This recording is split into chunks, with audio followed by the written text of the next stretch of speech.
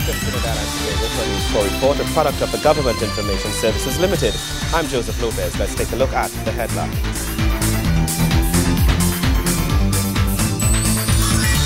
The Prime Minister leads the second reading of the Constitution Amendment Bill 2014 in the Upper House. Once successful, the right to recall a parliamentary member, term limits for Prime Ministers and runoff election will take effect. The Ministry of National Security hosts a regional counter-drug workshop to develop a regional approach to suppress the transshipment of narcotics through CARICOM states. And as the nation prepares to celebrate its 52nd independence, News 4 took to the streets to get your views on what independence means to you. Welcome and thank you for joining us. Prime Minister Kamla Persad-Bissessar has made the unprecedented move of opening the debate on a bill in the Senate. Her opening contribution comes as debate begins on the Constitution Amendment Bill 2014. As debate gets underway in the Senate on the Constitutional Amendment Bill 2014, Prime Minister Persad-Bissessar believes for far too long the issue of constitutional reform has been swept under the rug. Opening the debate with her contribution, the Prime Minister says the issue was brought up in the Senate on more than 5 occasions and now is the right time to address it. Motions have been brought dealing with the issue of constitutional reform here in this House. We have seen in our history since independence that there have been 6, and today 7. There have been 6 reform commissions. 6 of those commissions have been there, and their recommendations have not entered into the statute books of our country. The Wooden Constitutional Commission report, the Hayatali Constitutional Commission report, the draft constitution of the 9 independent senators, the draft constitution by the Principles of Fairness, the Sir Ellis Clarke draft constitution, the draft constitution by the Manning Roundtable in 2009, and now the report of the Constitutional Reform Commission, December 2013, and the postscript to that report of July 2014. So this is not a new subject and not a new topic for us. The Prime Minister says she's prepared to risk whatever it takes to see that the people of Trinidad and Tobago be given the strong governance structure they deserve. For those who are of the view that I'm committing political suicide, I say I am prepared to take that risk because I am convinced that we cannot continue to do business as usual. We cannot expect change by the same way of doing things. Mrs. Persad-Bissessar says although persons have been given numerous opportunities to partake in the constitutional reform discussion, her government is still willing at this late stage to keep an open ear, as that is what democracy is about. I am so happy that because of these reforms proposed, that there has been tremendous debate throughout the country, and that is a good thing. That means it's a democracy alive and working. Democracy alive and working when we see so many citizens involved in having their voices heard. Now, we would have been happier should some of these voices had presented themselves at the 21 consultations held by the CRC, the Commission, that if more persons would have come forward, but it's better late than never. The Constitutional Amendment Bill 2014 seeks to amend the Constitution to limit the period for which a person could serve as Prime Minister to 2 terms, to provide for the recall of members of the House of Representatives, and to permit only candidates who have earned more than 50% of the votes cast in their respective constituencies to be elected as members of the House of Representatives. Prime Minister Persad-Bissessar says the reforms are part of the promises made when her government was formed in 2010 and insists the bill will take the power out of the hands of politicians and now place it into the hands of the people. Gregory McBurney, News 4. Canada continues to work with the Caribbean region in its counter-drug activities, and here to reinforce Trinidad and Tobago's anti-drug intelligence work, members of the OAS, the Inter-American Drug Abuse Control Commission, and the Government of Canada hosted a joint intelligence analysis seminar for members involved in tackling drug-related crimes. Enabling the successful eradication of drugs in the Caribbean requires strengthening security border systems and ensuring all combat officers are fully equipped and trained to handle such situations. As a result of collaboration with Canada, the Organization of American States, and Trinidad and Tobago's National Security Ministry, a regional counter-drug intelligence training school will be established. Welcoming guests to the regional training seminar held at the Cape Arc Hotel, OAS Country Representative to Trinidad and Tobago, Dr. Rad Insinali, says the program will work to reinforce CARICOM's fight against the entry of drugs in the region through putting to use technical expertise in gathering and analyzing anti-drug intelligence. The proposed Regional Counter-Drug Intelligence Training School will provide, therefore, the means to increase the capacity of member states in the region to improve their intelligence systems, and will also provide the potential for countries in the region to address their specific training needs based on their particular circumstances. The initiative provides, moreover, the opportunity to develop informal relationships and contacts among the countries that could promote better cooperation, coordination, and exchanges of information. The Regional Training Initiative will, above all, provide the potential for developing a common regional approach to counter-drug intelligence in support of the policies and strategies of CARICOM's Council of Ministers of National Security and Law Enforcement. The project of establishing schools is one that is being done across the Caribbean. Permanent Secretary of the Ministry of National Security, Carl Francis, called on all regional neighbours to cooperate and work as a team rather than on their own if the region is to combat the transshipment of narcotics via CARICOM states. This training and ultimately the full establishment of this specialized school will provide us not only with improved skills to undertake more effective interdiction, but also aid in the various areas of collaboration among our responsible agencies across the region. The vision of the Council of Ministers of National Security and Law Enforcement of CARICOM, or CONSLE, must also be recognized, as they supported the implementation of this project when it was brought to their attention in December 2010. And this led the way for the support of the Cabinet of Trinidad and Tobago to provide the requisite approval for the operation of the school as part of the architecture of the National Security Training Academy in Trinidad and Tobago.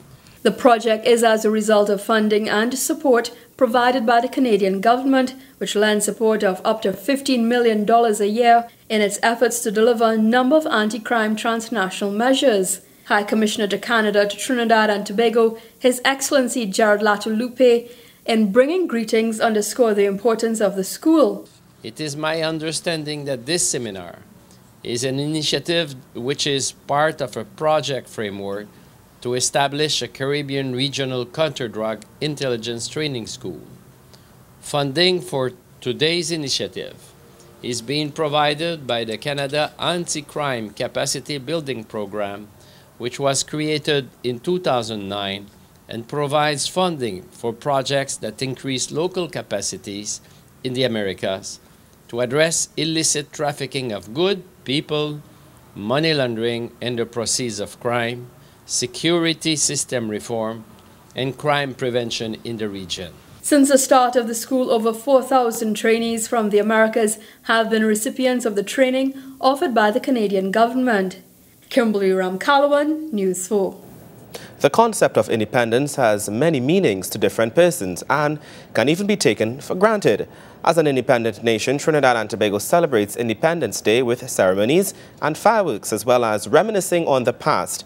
But perhaps the true relevance of the day lies within the individual's mental concept. As the country celebrates 52 years of independence, we decided to visit the University of the West Indies, St. Augustine, to find out from students just what independence meant to them.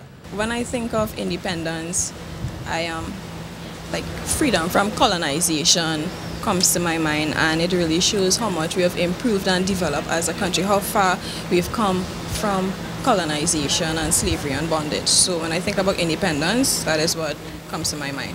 Freedom, that's basically what it means, because I mean, without independence, right, the country would be we would be basically under rule by the English right now, right?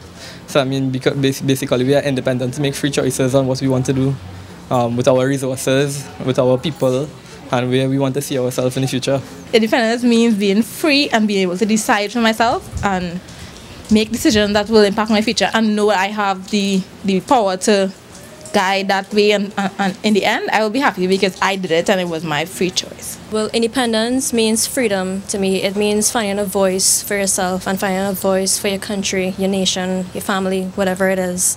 It means, you know, expressing yourself and being who you are. Basically freedom.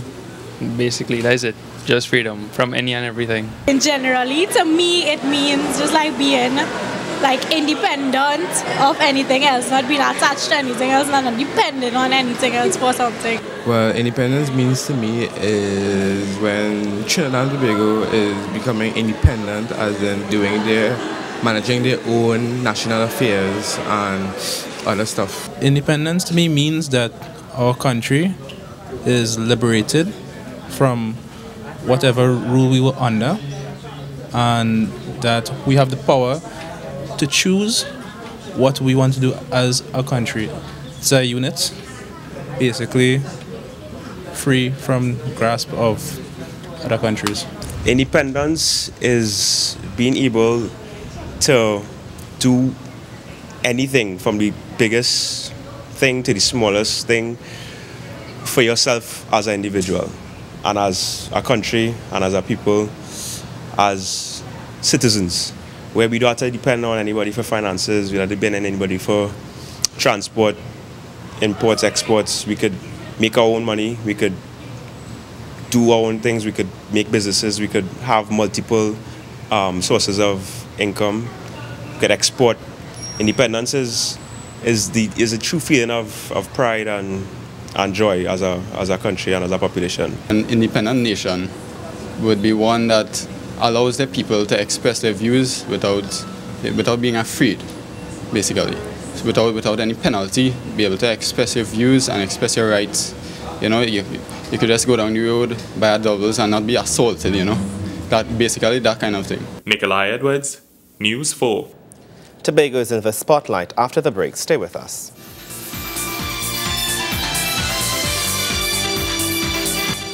Welcome back. After several months of hard work by village councils on a number of community projects in Tobago, NGOs received special awards by the Ministry of Tobago Development, with the best executed project attracting the top prize of $50,000. The competition commenced in November last year with a proposal writing competition, then a village expo in January, followed by a 90-day challenge where communities were judged on how they executed their project. Close to $250,000 in prize money went to 21 non-governmental and community-based organizations. The top 5 communities for proposal writing received $20,000 each for their work, and the execution of the project led to $50,000 first prize to Golden Lane Village Council. We look at this as an investment for us in our community. The project that we embarked on was a homework center for the young people of our area, and not just the young people, but actually the youth and the older people, in order to bridge the generational gap, right? Because everything we do, the youth and the village council members, we work together. So this is a huge opportunity for us. It was a task from the inception. Coordinator of the ministry's NGO support unit, Steve Jack, said that the initiative is one that taps into the resources of the community or village councils and allow these groups to manage their affairs and enhance the delivery of service to the public. The rules governing this competition was that the proposal will be judged on community involvement, youth engagement, how you engage the youth in your village or your community, project sustainability, how your project will be sustained, community impact, and development focus. Permanent Secretary for the Ministry of Tobago Development, Dr. Ellis Boris, congratulated the Golden Lane community, but noted that it is in the spirit of leadership that communities will find the greatest benefit. The prize-giving program this evening is one that we hope would stimulate and continue the growth in the community of the activities that you have started. It is important that we take on board in our minds that level of motivation to ensure that our communities work together and develop the spirit of leadership. Minister Dr. Delman Baker indicated that this was a support initiative that he expected communities to take full advantage of. I want you to develop the capacity to be able to sustain your own bodies as they treat with the issues that your villages face. So that if I give you a small amount this year or next year, by the time I turn 40, I don't have to give a single village council or fishing association a check again. Members of village councils, fathers and mothers, teachers, policemen, firemen have receded into their comfort zones in their own houses and have forgotten that community spirit that has bound us together. We are abdicating our responsibility if we leave the management of our own spaces up to the state. Other villages that took the top prizes in various categories included Carnby Mount Pleasant, Bethel, Palo Revere, and Betsy's Hope. Reporting from Tobago, Natoya Johnson, News 4. Thank you, Latoya. If you've never been to Rio Claro, then now may be the perfect time to visit. The town is celebrating 100 years since the train rolled into the area, changing the lives of the villagers forever. Rio Claro, which is the largest town in southeastern Trinidad, is one of the last villages in the county of Nariva Mayaro to have been established. It is said that Rio Claro's development as a village was tied to two early 20th century phenomena, namely the growing importance of cocoa and coffee and the arrival of the railway. The Rio Claro community this year celebrates this centennial anniversary under the theme Come Home to Rio Claro, celebrating 100. We from this part of the country, we take pride in our community. And when it is that we are celebrating 100 years, it is more so an occasion to be thankful for, and in a lot of ways to be boastful of. You know, because this was the last stop on the train. And as I understand it, this is the train, this place was founded because of the train. The Honourable Minister of Community Development continued to speak of the importance of the train in the development of the area, and even alluded to the possibility of the railway becoming a part of the future development of the country.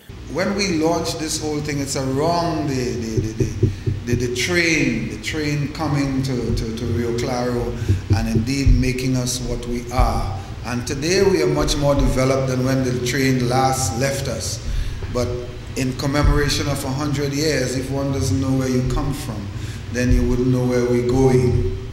And who knows, in time to come we may very well have to turn to the train once again. A great number of activities are expected to take place in Rio Claro from August 23rd to September 1st, including a Rio Claro River cleanup and water ceremony, an Interfaith Day of Praise, awards and civic reception, the reenactment of the arrival of the train, and the Miss Rio Claro Centennial Finals. This centennial idea was first discussed by the Rio Claro Improvement Committee and the Jetner Institute.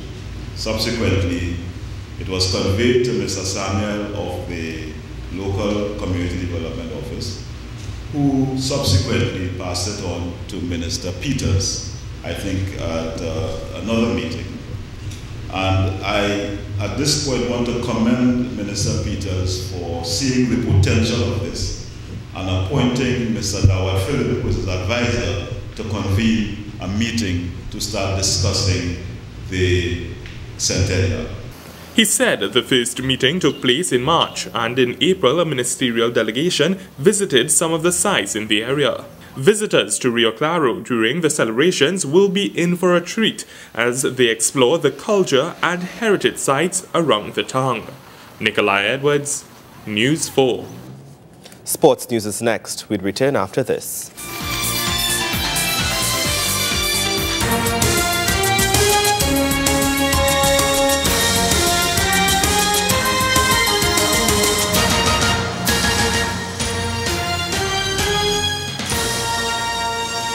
Thank you for staying with us. The West Indies cruised to an impressive 91-run win in a third and final one-day international versus Bangladesh to secure a 3-0 series whitewash. It was a record-breaking performance at Warner Park in St. Kitts, and we have the details in this Wayne Cunningham report. The West Indies' quest for a series whitewash in the one-day international series versus Bangladesh got off to a rocky start as they lost openers Chris Gayle and Lindell Simmons with just 12 runs on the board and 5 overs gone. The grumblings of an expected bleak performance by the regional side soon changed to oohs and ahs of delight as Darren Bravo and Dinesh Ramdin set out on a record-breaking performance. Ramdin was the aggressor in the third wicket stand, reaching his half-century first in 45 balls. Bravo took 66 balls for his first milestone. The pair ran away with the innings from there as they registered a record stand for the third wicket in one-day internationals of 258, eclipsing the South African pair of Hashim Amla and A.B. de Villiers. Bangladesh had to wait until the 43rd over for another wicket, that of Darren Bravo, after he amassed 124 off 127 deliveries with 7 fours and 8 sixes. Ramdin was still there though and finished on 169 of 121 balls, his second ODI century, which included 8 fours and 11 sixes, the most by any batsman in an ODI in the West Indies. Just another one of many records on the day. The Windies innings ended on 338 for 7, with Al Amin Hussain registering the best bowling figures for Bangladesh of 4 for 59. The chase by the visitors got off to a rocky start as they lost 2 wickets in the first 11 balls. Tamin Iqbal and Mustafizur Rahim started the innings a bit with a 99-run third-wicket partnership.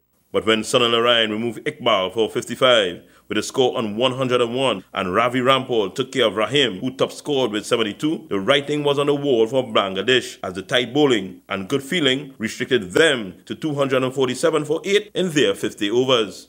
Rampal was in devastating form with the ball for the West Indies, taking an impressive 4 for 29 in his 10 overs. Dwayne Bravo and his men romping to a 91-run win to secure a 3-0 series triumph. Ramdin was adjudged player of the match as well as player of the series for his outstanding performances with the bat and behind the stumps. Wayne Cunningham, News 4 Sports.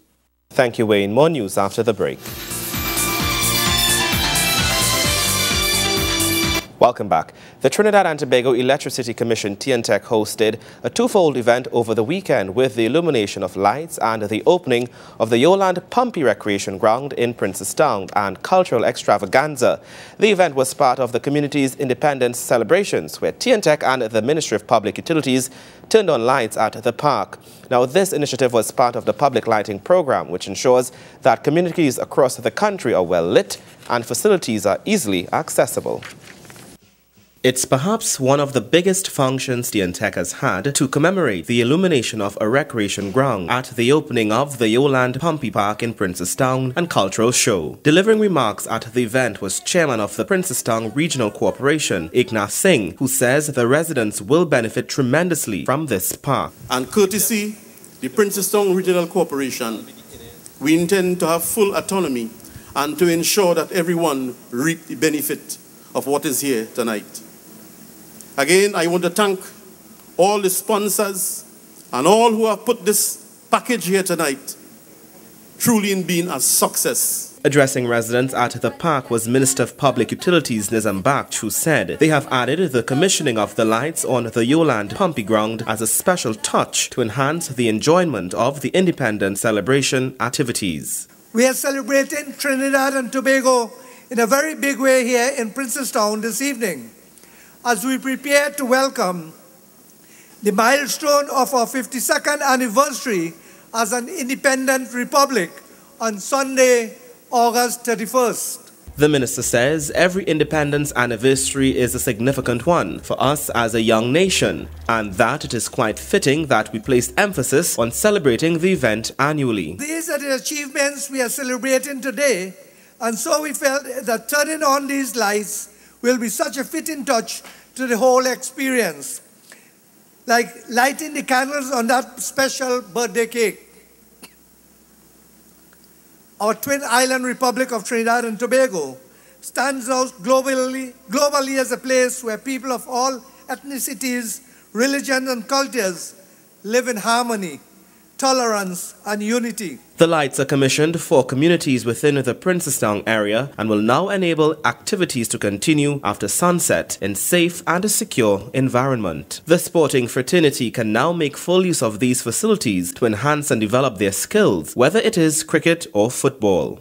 But above all, the benefit to our youth is the most significant, as it will afford them an opportunity to engage in wholesome and constructive activities away from a life of crime and delinquency. Thus far, the Ministry of Public Utilities have illuminated a total of 158 grounds across every constituency in Trinidad. In this case, at Yolande Pumpy Ground, the minister said the cost came in at a total of $1.4 million, of which he says is a considerable investment into the community by the government. A grand explosion of cultural entertainment followed the switching on of lights, and every effort was made to bring to the residents a taste of the rich cultural diversity of Trinidad and Tobago. Indeed, the Ganges and the Nile and all other rivers from where our ancestors hailed converged at the Yolande Pumpy Recreation Ground for its independence celebration and illumination of lights.